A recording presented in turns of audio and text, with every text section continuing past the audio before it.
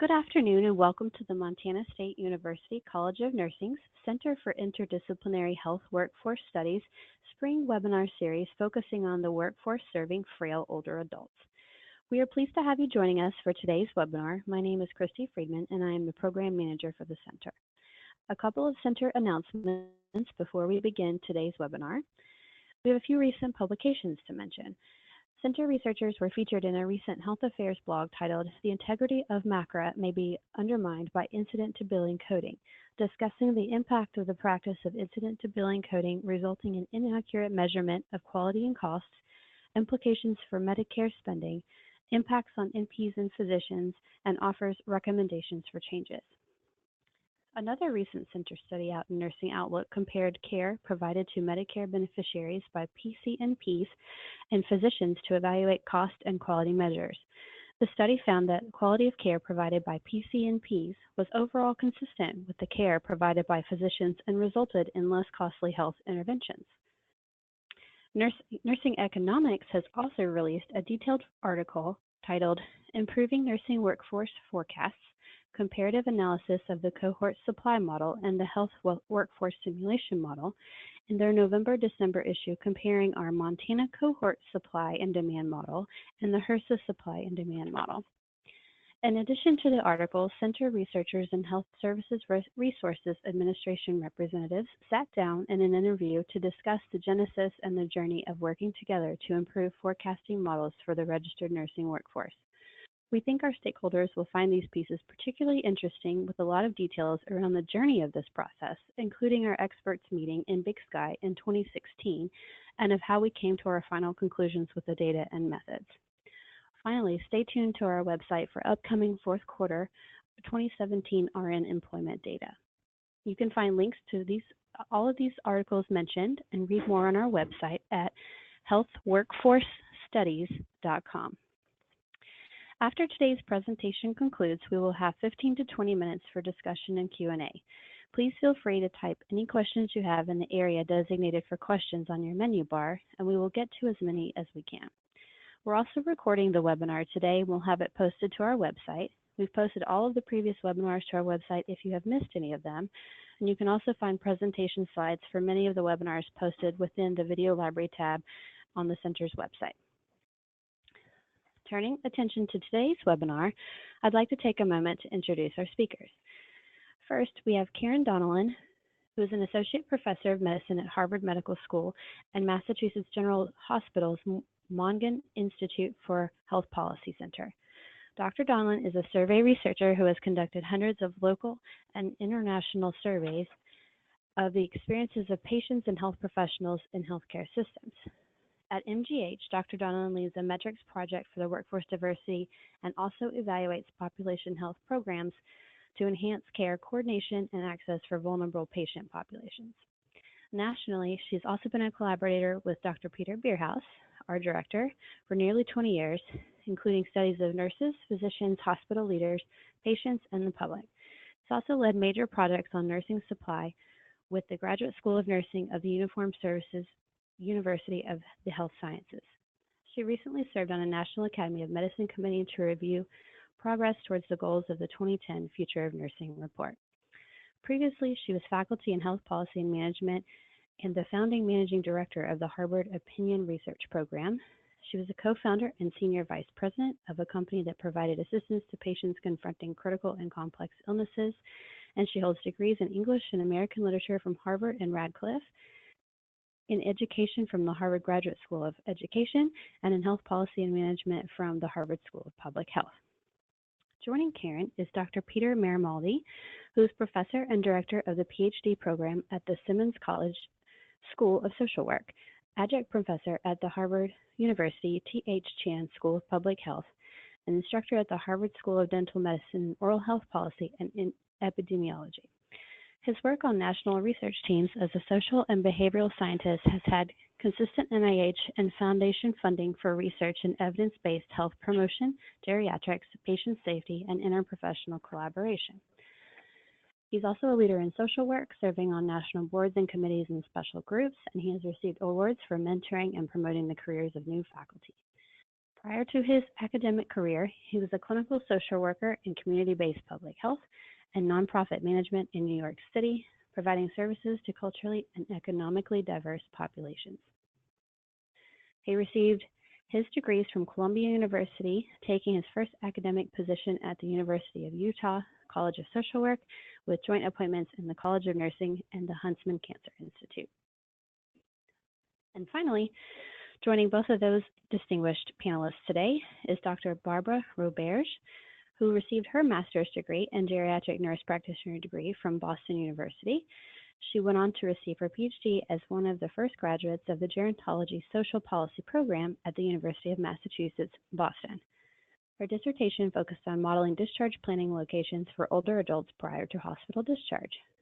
She has extensive clinical experiences in both the community, having worked with the Boston Visiting Nursing Association and an urban nurse practitioner team-based home care program, as well as in primary care as a founding member of one of the first geriatric primary care clinics in the country, established at Massachusetts General Hospital.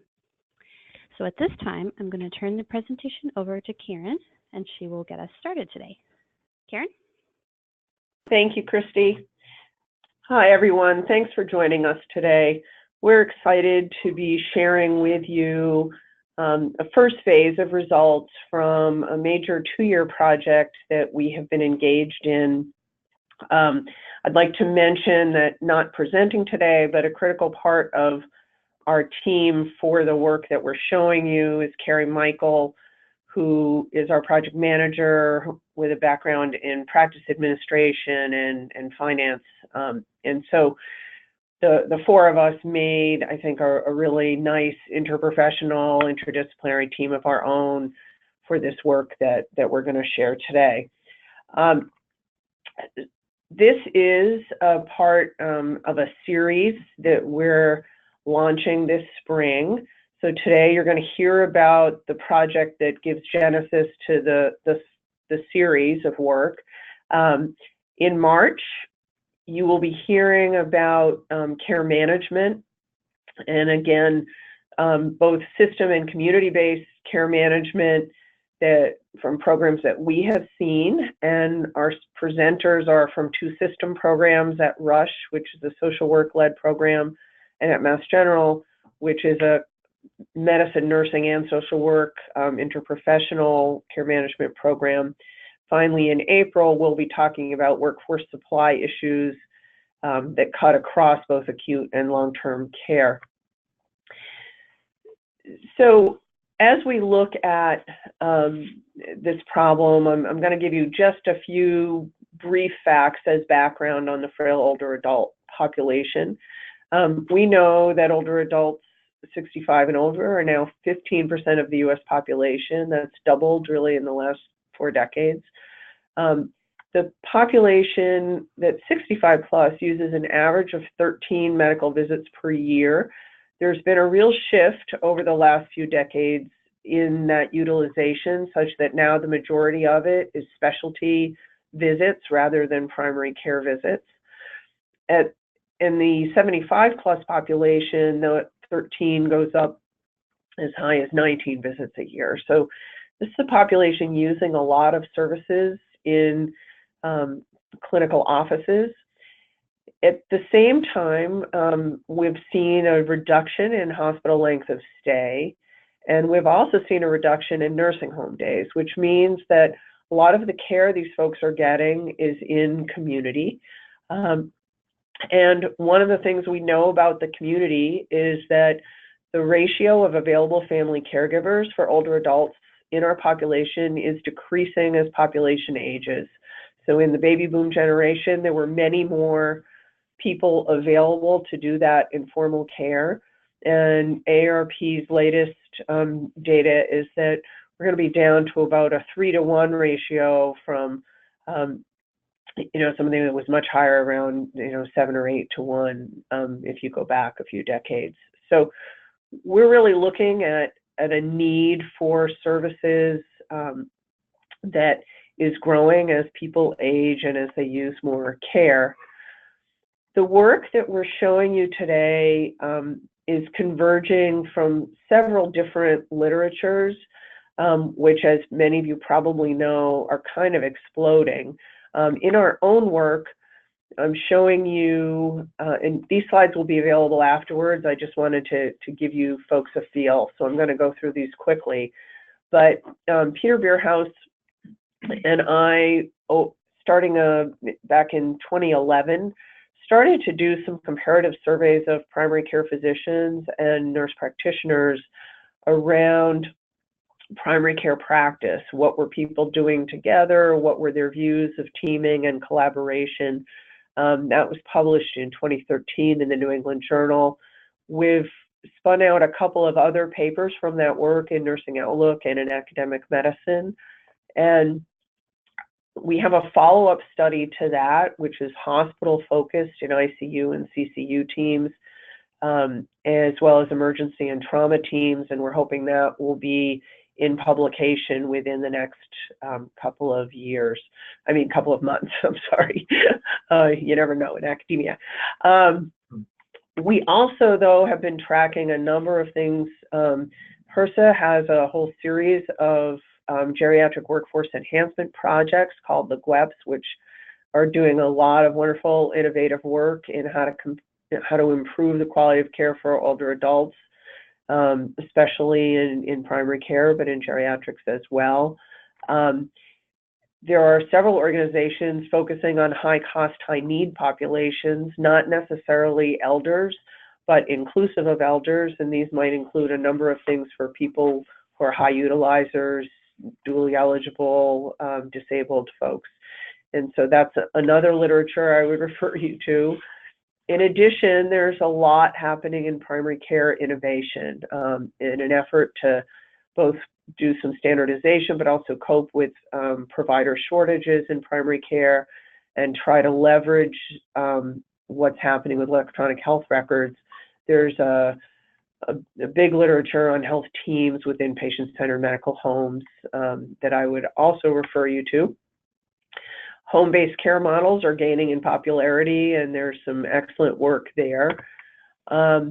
Our project then begins with my core interest was really how did we get here professionally to a place that the evolution of the physician workforce, the nursing workforce, and the social work workforce have really been coming along, since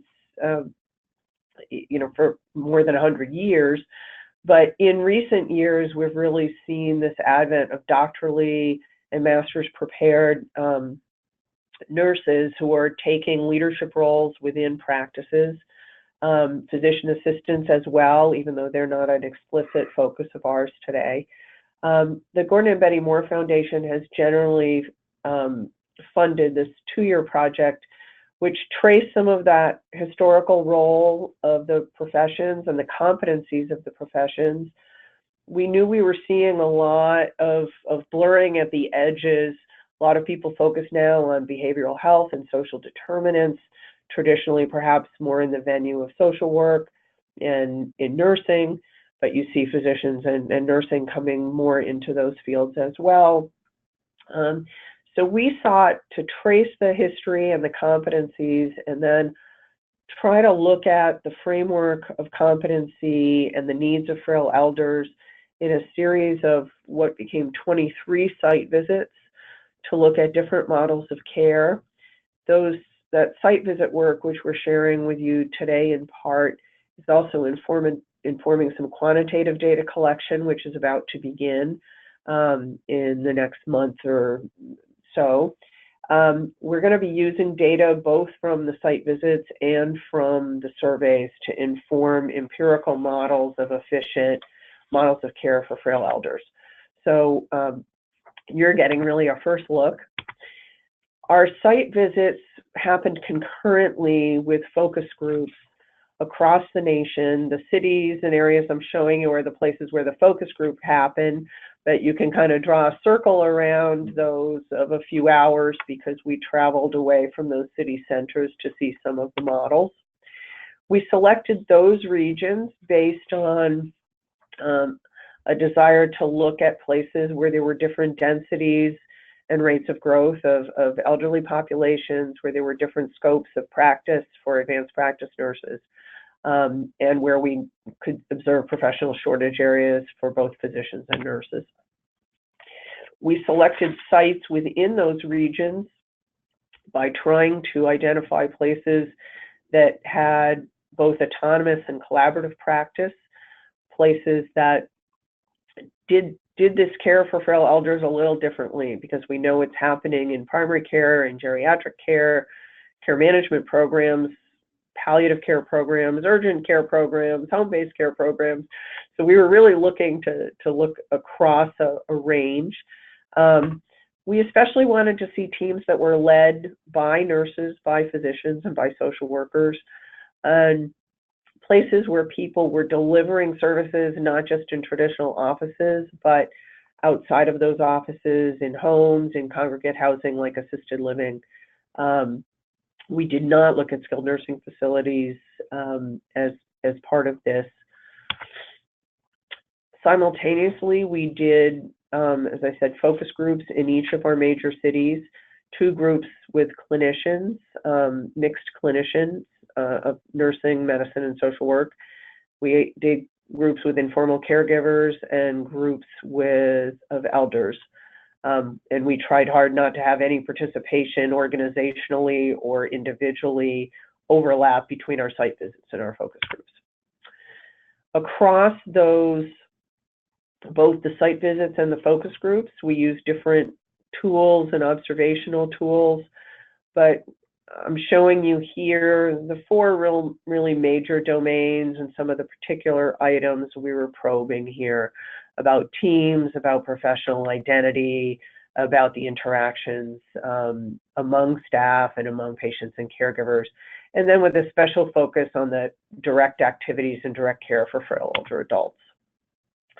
I want to give you just a flavor of the voices of the frail older adults and their caregivers from our focus groups, and I'm going to turn to Peter Maramaldi to talk through a few themes in the background of that work. Thank you, Karen. You can read these quotes on your own as I explain what it was like for us, because, as Karen mentioned in the beginning, we're all familiar with the data and we see trends in the population and the need for caregivers. It's something else to actually meet them in person, up front and close, to get a sense of what they're dealing with. Caregivers carry a tremendous amount of responsibility in maintaining the elders at home. But what we often forget is they also have their own lives and their own families. And if you think about it, they get up every morning, they've got to go to work, and they've got to take care of somebody. And in some cases, when they don't work, they're still having to take care of themselves. If you look at this first quote, you'll see that when people just go from appointment to appointment to appointment, it can be terribly frustrating to have to explain the case again, over and over and over. So often what we heard in our groups in different parts of the country, a common theme was the frustration about the inefficiencies of the healthcare system, where there wasn't good communication among providers or between institutions. And this was especially acute when people went to emergency room visits, or if they were in a 30-day rehab after a hospitalization or something like that. It's just something to be aware of. And the other real common theme, and we saw again, was the need for advanced training in gerontology. So you can see in this quote where someone brought their elder loved one to an emergency room with a urinary tract infection. It's very common that people will have symptoms of dementia that get misdiagnosed as a mental health issue, that gets loaded into a medical record, and then there's the frustration of having to do this again and again. And then for elders, it's interesting to hear them talk about providers. It wasn't uncommon for us to hear in focus groups, people say, if it wasn't for my providers, that's my physician and my nurse practitioner, I'd be dead. They keep me alive. But we constantly heard a desire for more time with the providers, a desire to sit down and get to know people on a more personal level. And this was especially true with elders who were being referred to specialists. And people would often see multiple specialists. They're living with chronic conditions, multiple chronic conditions, and they get referred to office after office after office. And not only are their caregivers retelling the story, but so are they. And there was a frustration that they want the providers to get to know them. And that's where we heard a lot of really amazing things about nurses, where it wasn't uncommon for people to say, the nurses are angels. The nurses are the people who really take the time and sit down with you and listen. They know what you're like, and they get to know you. So there's enormous appreciation for nurses. Social work we don't have in here, but there was some confusion about the role of social work. But I think that what was evident is when someone had a highly trained social worker, they understood that that person really knew how to connect them and their family members to the appropriate resources. And if you think about the family dynamics for an elder, elders spent their whole life taking care of others. All of a sudden, everybody's trying to take care of them. And the advanced training that social workers received in family dynamics came in very handy in that regard, but also in terms of mental health issues and the non-medical stuff that really slows down a primary care provider. In the interest of time, we decided we wouldn't share extensively on our clinician focus groups with you today. But what I will say is that I think we heard some resonant themes across all of our groups. And I think as you hear about the different configurations of these care models, you'll start to understand some of the different lenses through which patients are viewing these care. So we have struggled because of different system configurations, different private, not-for-profit, and public configurations with a number of ways to classify the kinds of care that we were viewing. In general, I would say we saw a couple of models of really all-inclusive care for elders. Every financing supported programs where all of their primary care, a lot of their day-to-day home-based care were kind of coordinated within one organization. We also saw standalone primary care practices that focused on the care of older adults, primary care for all adults, which included a subgroup of older adults and frail elders, home-based primary and palliative care models, assisted living models of a variety of types, and care management programs, which you're going to hear about next session. Often when you hear about care coordination and systems, you might see a model kind of like this, and this is a reduced version of a model that ARC has used. But, you know, we see the patient really at the center of a whole lot of activity. That may be system level activity, individual provider activity. This kind of model was not, we were feeling adequate enough to show some of the systemness and complexity that we were seeing.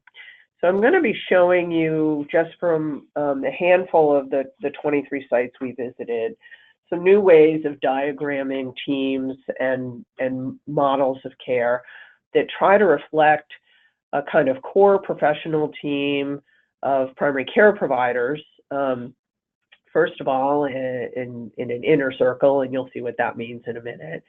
All the staffing that we saw within the practice beyond that core professional team of physicians, nurses, and social work, and then some other variables on the system. I'm showing you on this slide a list of all of the different staff titles that we encountered in these different places. And I'm showing you this in part because when you see the outer circles in my diagrams, I haven't put every label on every slide because the slides get really hard to read. But I wanted to give you a sense of just how vast sometimes the number of people you might encounter if you are a patient and you are going into some of these systems. A range of professionals, a range of unlicensed but very important support staff, chaplains, psychologists, pharmacists, OT, PT. So really, we saw an incredible array of staffing. I am not an economist, but I can tell you that you can literally look at the number of people in the room sometimes and start to do the math on just how many people might be needed to care for sometimes this very frail and high utilizing population. So I'm starting with a PACE model for you just because I know that's familiar to a lot of folks. But PACE, will take a very high need nursing home really level of care, but try to keep folks in the community through a program of all-inclusive care. The one that we looked at starts at 55 plus and has dually eligible folks as well as people who can sign their family members up when there is capacity. That inner circle that I talked about for every person in PACE consists of physician, advanced practice nurse, LPN, social work, RN. The outer circle is an array of, home care staff that will help people get out of their home into a PACE facility a few days or more a week. People will get sometimes that personal care at the center rather than at home. There's OT, PT, daily activities, and the primary care clinic is there as well. On the right side, beyond the team circles that you see just we've used the green highlights to show you areas that are covered within the continuum of care. It doesn't mean that the team isn't interfacing with the hospital or with rehab. It just means they're not providing direct services there. But PACE does do work at home and does do work in the clinic and does take people through hospice care. So as I spin through these slides, and I'm not going to describe everyone in detail, but I want you to just get a sense of the differences in those inner and outer circles. So again, we see this is an academic medical center senior health practice, and a smaller array in the outer circle than you saw in the PACE program. This practice is only focused on people 75 years and older. It is located on a big campus, medical center campus. It doesn't provide home-based care, but we did see some academic centers that do contract with or personally go do home-based care. But it's still typically like many primary care practices where once you're transferred to hospice or nursing home, there's a handoff. But on the other hand, it's on a hospital campus, and so it can follow its patients who are hospitalized. By contrast, you'll see the color shift in the staffing. This is a home-based primary care program that we saw in Colorado. These are perhaps appropriate to Colorado, really individuals who go in their cars to individual homes to care for homebound primary care patients who really no longer, because of either disability or decline, can really leave their house. But a substantial number of their patients are frail older adults. They will go both to individual homes as well as to assisted living facilities to provide primary care. And they really have a fairly compact team. They have some folks on the phone who are doing kind of triage and logistics, but basically it's an advanced practice nurse or a PA for many of the visits. And then there's an MD who supports those individuals and might see the patient every 3 or 4 times. But most of the day-to-day care is rendered by an individual PA or advanced practice nurse. We also saw a proliferation of kind of new startup practices in the Medicare Advantage space. And these are primary care practices that are often trying to locate themselves in particular geographies where there may not be, where there may be primary care shortage areas, or there may not be good access to community-based primary care. They are focused only on that 65 years plus.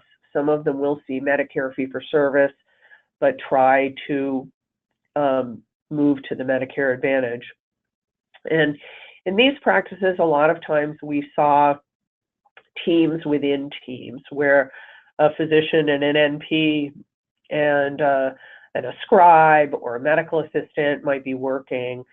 The RN and social work are there in kind of lower numbers, as you can see in the outer circle. So there may not be a dedicated social worker or RN per patient, but there is a part of that person's time that might be working there. And Barb's going to tell you in a few minutes about what those RNs and advanced practice nurses are doing. We also saw home-based palliative care.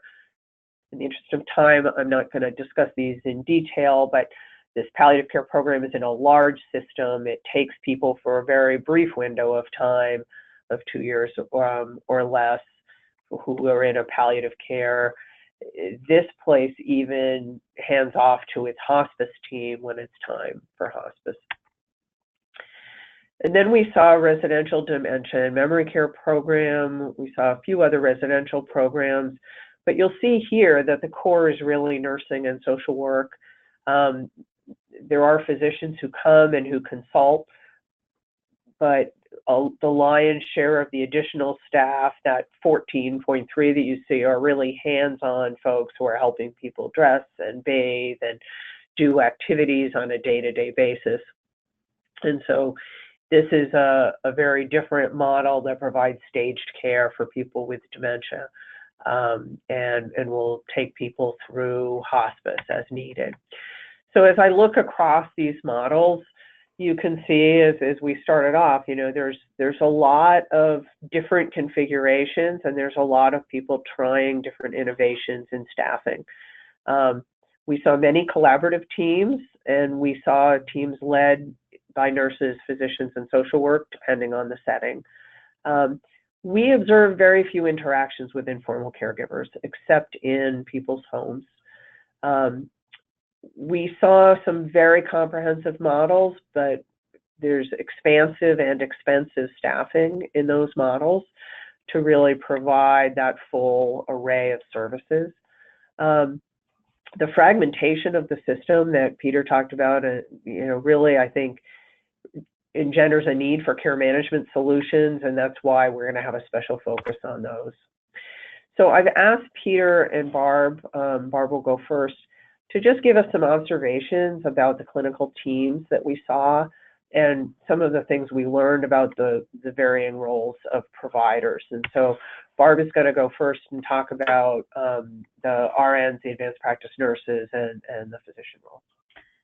Hello, everybody. So we really wanted to take a look at, as Karen said, we saw many different core teams, and we really wanted to take a look at what were the individual professionals on those teams actually doing.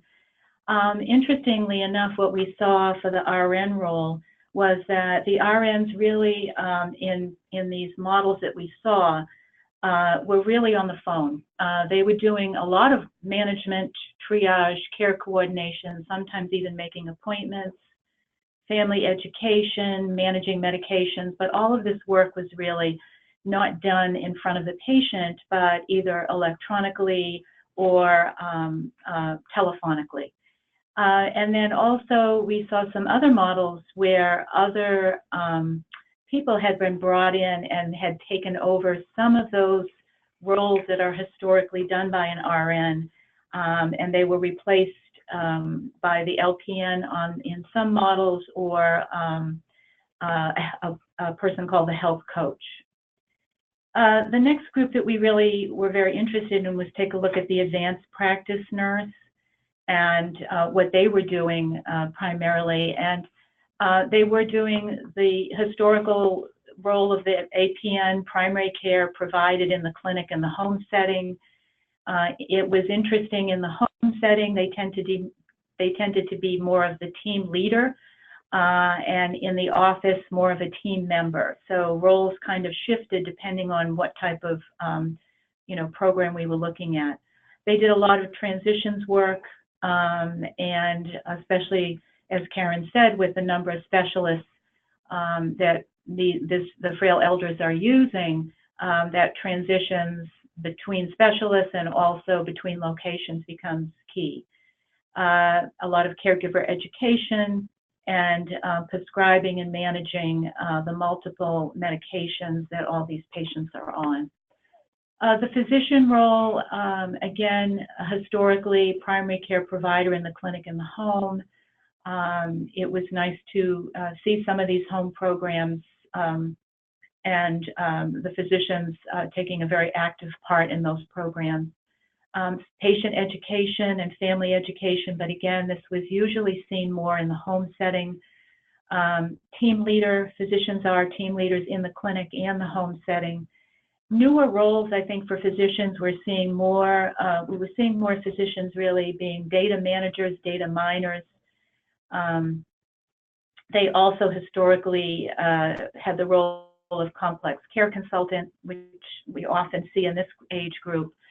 But again, newer roles in the data management, also in practice management, consultation, program development, and innovation are some of the more unusual roles that we saw for the physicians. And again, finally, as consultants and educators to not only the advanced practice nurse, but other staff as well. Peter, you want to take us through the social work roles? Sure. In our travels, there seemed to be some confusion about the difference between a social work and navigators, coaches, and advocates. And it's important to understand that a social worker comes from a professional knowledge base, and they have a professional societies, licensure, formal training, and I think that the notion of specialization is on the rise now in social work. Now we have specializations in gerontology and social work. There's the Gero Ed Center that the Council on Social Work Education runs. That's the accrediting body in social work, and they're affiliated with CHIA, who also accredits schools of nursing. I think that increasingly now we're seeing specializations in interprofessional competencies. So if you go to the IPEC website, you'll see those kinds of competencies are being incorporated into social work education. By contrast, navigators, coaches, and advocates can be very effective, I think, players in the provision of care to elders, but we have to be very clear that they don't have the same level of training that social workers have. So their competencies will be related more to helping people get to appointments, helping people understand sometimes what the physician's saying, to a lesser degree what social workers would do to be acting as translators between a medical team and the providing team. Coming from the same neighborhoods or the same communities or the same cultural and linguistic orientation as some of the patients, it's very effective sometimes to have a navigator or a coach help people get to appointments, help people follow up with medications, help people say what they want to say to physicians. But it's important also to understand that these people are often sometimes supervised by behavioral health specialists like social workers or psychologists, because they just don't have that level of formal training. So as we look across, where our analysis of this work is proceeding, we've taken a lot of the information that we've shared with you, because part of what we're trying to do now is figure out if we're going to study primary care and geriatric care at a national level and representative national surveys, we have a lot of different issues to consider here and a lot of variables to define. And I think what we're hoping we have left you with here is a sense of just how much variation is out there. And while we went out seeking variation, I would say we found, even within the same types of practices, a lot more variation than we thought. And so that role of the RN, if you go back through the care models, some places have them, some places don't. We know nationally that there's a lot of primary care going on out there without RNs in the practice. We know there's a lot of social work type work going on without licensed social workers on the scene, and we certainly observed that. But we also saw, I think, social work beautifully deployed in a number of different community-based settings. And I think some of the most wonderful examples of that were in residential care and in the community-based care that we'll talk about next time. And I think another takeaway on the advanced practice nurse front is it didn't matter what scope we were seeing in the states we were in. We were seeing nurse practitioners playing very similar roles across states with different scope, and that's something we've measured in our surveys as well. So scope of practice is still contentious in a number of areas of the country, but on the ground, it looks very similar. What nurse practitioners are doing state to state looks very similar to us as it did in our survey a few years ago. So we want to pause now. We have about 20 minutes for your questions, and are happy to answer questions that you have. Great, thank you so much, Karen. So as Karen mentioned, we're going to start collecting some questions. So if you'll go to the questions portion of your toolbar on the control panel for GoToWebinar, you'll see an area where you can type them in, and I would ask if you would try to be as specific in your question as possible, especially with acronyms or other things that might be kind of specific, so that way I can pose them correctly. So while we're waiting, I do have a question that I wanted to ask and get your thoughts on. What were the biggest surprises in visiting 23 sites? I'll let others speak to that. I would say for me personally, I was very struck by the difference between patients who were alone and patients who were with family. And I would say we saw very few family caregivers, and some of it may have been the times of day that we were visiting or some of the places, but we saw a lot of frail elders on their own. And that there were some places where that was notably absent, and that was sort of in the home care based programs, interestingly enough. But I was surprised by the lack sometimes of caregiver and family engagement in the practices that we saw. Barb, do you want to say something? Yeah, I think I know from my own practice that our nurses are on the phones, and that's their primary way of communicating with patients. But to see that pretty consistently across the country was a bit of a surprise to me. And also, doing phone-based management is extremely difficult, and I'm wondering how we are actually preparing nurses who are going to be working in primary care to take on this job, because it's much more difficult in my personal experience. It's much more difficult to manage patients on the phone than it is in person, and so I think that just seeing how that had proliferated across the country was a bit of an eye-opener for me. Peter, do you want to comment on this? I'll start with social work. I was just surprised at how much confusion there was about what the role of a social worker is or who the social workers are. And I think that has to do with titles and uncertainty. And as Karen said, in some settings, it was just beautifully deployed social work, and their disciplinary competencies were evident. I think the other thing that really surprised me was the diversity of approaches to patients. And it's really a very exciting time. And I think that the Affordable Care Act really invited lots of innovation, and we got to see a lot of that in person.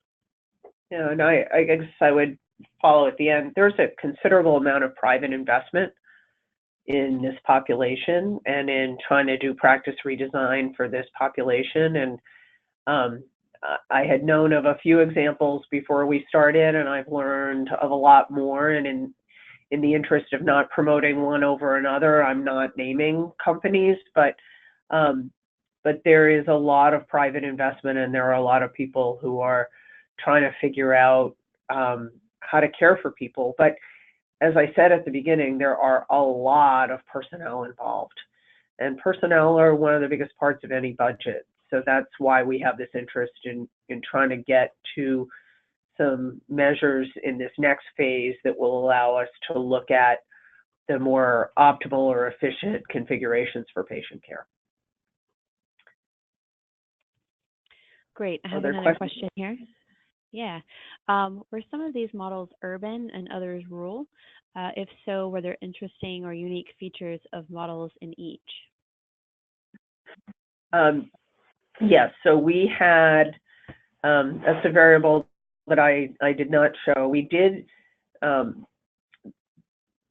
try to do some interviews with people in more rural areas, especially some of those, frankly, were done by phone. We couldn't always get there in person. But in both New England and in Illinois, we were able to get out to more rural areas. And in Colorado, we talked to people who worked in more rural areas. So one of the things that was an obvious differentiator is when you have people who are away from the kind of, for the home-based models, it means that people are traveling over tremendous distances sometimes to see patients. And if they're going, so the profitability of some of the models is kind of tough if people are far away. And I think there's a, we didn't see much telemedicine. We went looking for it. We asked everywhere. For this population, we saw some remote monitoring, but for the most part, very little telehealth, televisits, telemedicine going on. And these are in some of the most innovative practices, you know, supposedly out there. So I think that's telling that those innovations may not have come to this particular population.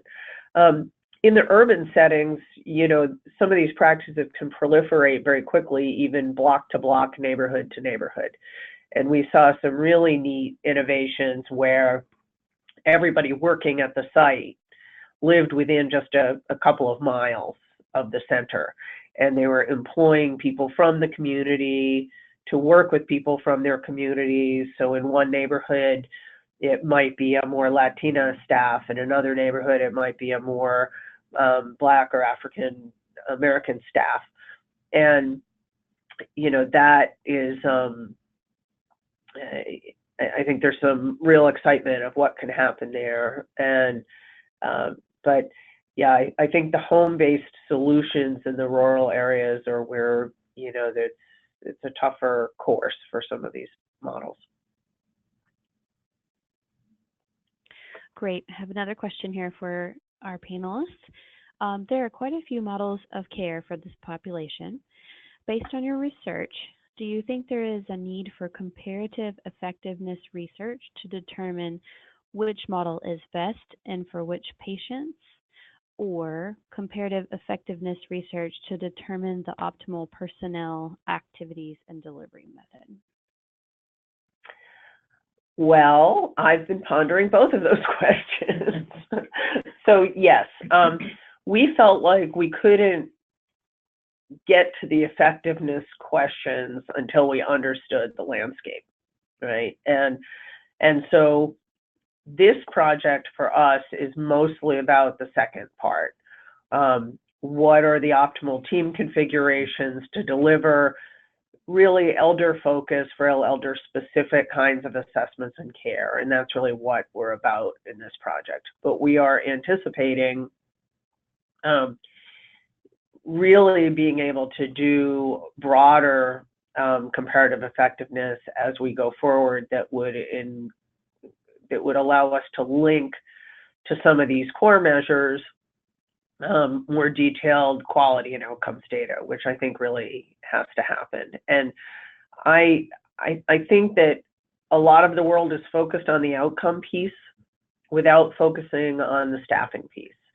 And when we focus on the staffing piece, we see tremendous potential for cost variation. And, you know, literally variation from, you know, 1 or 2 providers per 300 patients to 10 to 15 staff for 300 patients. We see variation of that kind. And we know that somewhere in there has to be some better learning about how to do that in a more efficient way so that patients can understand their care, but that we can get to some levels of efficiency that still produce effective outcomes. Anything else? Okay, great. I have another question here. Sorry, I have one pop up here. In addition to hospitalization and emergency room visit rates, what other service outcomes would be of value to studies that aim to support frail older adults in the community?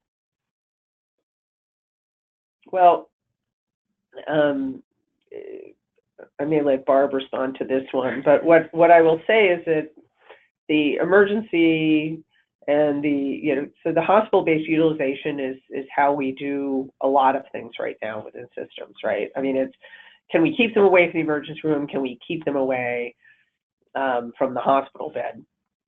And I think as we shift into the community, a lot of what we're thinking about as we work towards having people be more supported at home, but more independent at home, is we have to think more about what that experience of home and care looks like. And as I mentioned previously, I think one big thing we have to think about is this elder alone versus elder who has some family support, either on the scene or nearby. Our society has become fragmented enough, and families have become fragmented enough that there's a lot of people on their own trying to make this work. And so one of the things I think we need to understand is not just how do we keep people away, but how do we improve the quality of life that they have where they live, and how do we understand where transitions and where they live need to happen. But I'd love to hear from Barb and Peter about that too. Yeah, I agree with Karen. You know, we measure ED visits because it's, you know, fairly easy data to get at. But as we keep these people away, what are we doing to provide services for them? And the other thing also that I know I've talked to Karen about this and Peter, the amount, you know, the hospital in the home is a new kind of innovation, but, you know, what does that really mean for families? That we're moving very intense care into the home. What are we doing, and how do we have staff that are able to educate these families and patients that are capable of doing that we reimburse for that, all that, you know, non-face-to-face time in the home. So we're asking family members to do some very highly technical skilled care, and how are we as a you know, system providing that for them. I think that's really going to be the key to keeping them out of the emergency room. Very quickly, I think that I was surprised how many of the providers in the provider groups acknowledge that without a family member, caregiver, advocate, an older person doesn't have a chance in hell of making it through the healthcare system, how important that is. And what we do in social work, we talk about the person and environment rather than mind on mind or responding to cases. And now we're talking about social determinants of health, and we're really looking upstream. And rather than waiting for somebody to fall in and start drowning and then fish them out, we really need to go upstream and keep them out. And what can we do to provide these kinds of services in the community? The problem always is funding.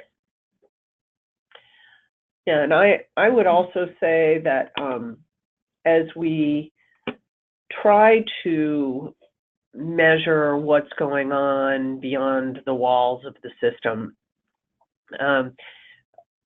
we have a number of assessments that happen routinely when people are leaving the hospital. You know, we make sure they can walk around the hospital where there's linoleum floors and lots of bars on the walls to hold on to. We don't look, you know, for all the models we looked at, the number of professionals who actually go into people's homes and assess their homes and their readiness of those homes to do some of the kinds of care we're talking about.